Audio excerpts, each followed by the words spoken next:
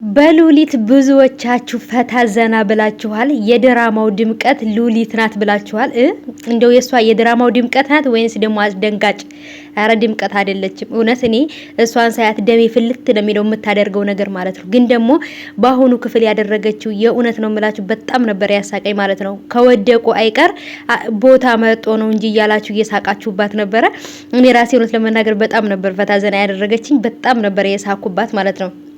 ምክንያቱም ከወደቁ አይቀር እንዳትጎዳ ወደ አልጋው ነው። እሷም አልጋ መርጣ ነበር አልጋ ላይ የወደቀችው። ተመችታኛለች ብቻ ማለት ነው።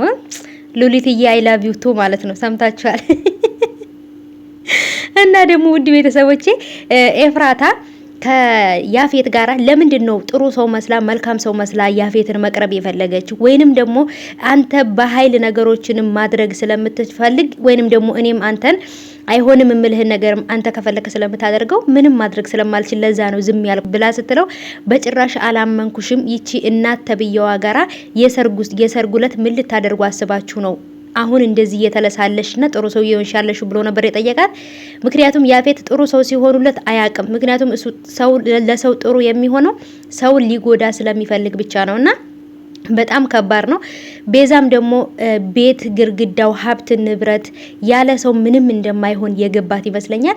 የሐረግ ድራማ እንግዲህ አሁን ላይ ትንሽ አሪፍ እየሆነ ነው። ምክንያቱም ቤዛም እየተጸጸተች ነው። ሉሊትም እንግዲህ ቦታዋን ታውቃለች ብዬ አስባለሁ። ሁሉም ሰው የቦታውን እያወቀ ነው ወይም ደግሞ ቦታውን እየያዘ ነው ብዬ አስባለሁ። ግን ደግሞ ቤዛ ጥሩ ሰው መሆኗ ምንም አልተዋጠልኝም። በቀጣይ በሚለቀቁ ክፍሎች ግን እናያለን። ምክንያቱም እሷና ያፌት ደህና ሰው ሆኖ ሰውን ከቀረቡ ሰውን ሊያጠቁ ነው ብዬ ነው የማስበው ማለት ነው።